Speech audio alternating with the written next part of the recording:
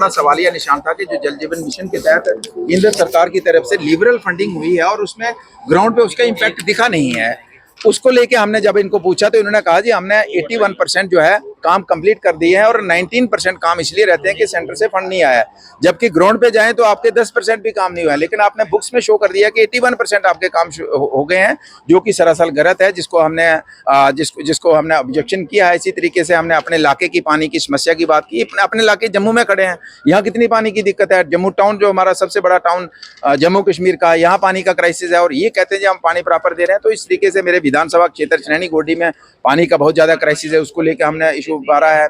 Hand pumps नहीं देने का इशू उभारा है। इसी तरीके से हमने जो फ्लड से हमारी लगभग 50 स्कीमें मेरे विधानसभा की जो वाश हो गई थी उनको हमने रेस्टोर करने के लिए कहा है। इसी तरीके से हम बात करें पत्नीटॉप में पानी की बहुत ज़्यादा दिक्कत है, उसको लेके हमने कहा कि पत्नीटॉप डजन मीन के पत्नीटॉप में सिर्फ टूरिस्ट आता है, वहाँ लोकल लोग रहते हैं, वहाँ हमारे लोकल गांव हैं, उनको पानी की बहुत ज़्यादा दिक्कत है, उसको हमने इशू के उभारा है। इसी तरीके से फॉरेस्ट की बात करें तो फॉरेस्ट के लोगों को बहुत ज़्यादा दिक्कत है कि फॉरेस्ट डिमार्केशन हो रही है और फॉरेस्ट वाले अकेले जाके ज़बरदस्ती लोगों की ज़मीन पर कब्जा कर रहे हैं। हमने कहा कि फॉरेस्ट डिमार्केशन रेवेन्यू डिपार्टमेंट के बगैर नहीं हो सकती, लेकिन अकेले जाके डिमार्केशन करते हैं। जवाब में देते हैं कि हर जगह रेवेन्यू जाता है, लोगों की ज़मीनों पर ज़बरदस्ती कब्जा कर देते हैं। फिर फॉरेस्ट को बढ़ावा देने के लिए नए पेड़ लगाने का टारगेट 1 करोड़ इन्होंने रखा है, लेकिन आज तक कितने लगाए उनसे पूछा, कोई जवाब नहीं है इनके पास।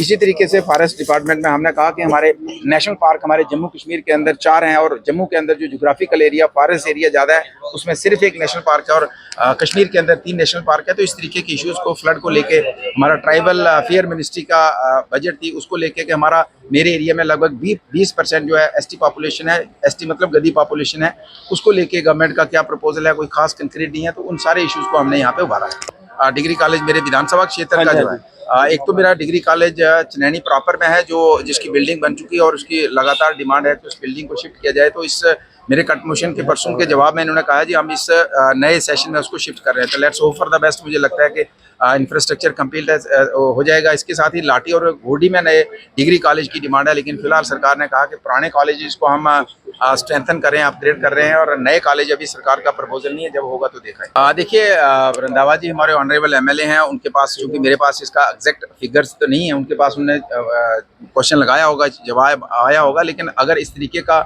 मसला है तो ये बिल्कुल गलत है। लेकिन मैं पर्टिकुलर, क्योंकि उस सवाल का जवाब मैंने देखा नहीं है कि 90% कश्मीर के लोगों ने किया है, लेकिन एक तो बात पक्की है कि जो जेडीए की लैंड पे ऊपर इलीगल कब्जा है और कई वर्षों से कब्जा है, उसको हमारी सरकार अभी तक उसको विकेट करवाने में विफल रही है। और विकेट कराना दूर की बात है, नए कब्जे हो रहे हैं, तो ये एक बड़ा सेंसिटिव इशू है। तो इसके ऊपर हमें सरकार को कड़ा संज्ञान लेना चाहिए। और जो भी सरकारी ज़मीन है, अगर हमारा गांव का कोई आदमी है, गरीब है, पहाड़ी पे बैठा है, एक छोटा सा मकान बनाया तो आप दूसरे दिन उसको गिरा देते हो। जहाँ आपकी हज़ारों कनाल ज़मीन कब्जा करी, शहर के बीच में कब्जा करी, तो उसके ऊपर कोई कार्रवाई नहीं होगी, गरीब आदमी की कार्रवाई होगी। कानून एक नज़र से चलेगा, 2 नज़र से नहीं चलेगा। इसलिए हम कहते हैं अगर गरीब आदमी के ऊपर उसने छोटा मकान बनाया है, जंगल में, पहाड़, जंगलात की ज़मीन नहीं, पहाड़ में कहीं रहता है, दूर दराज में थोड़ी सी सरकार की ज़मीन है, तो आप दूसरे दिन उखाड़ के फेंक देते हो उसको, तो इतनी बड़ी कब्जा हुआ, तो ये इसके ऊपर कार्रवाई क्यों नहीं है, इसके ऊपर होनी चाहिए।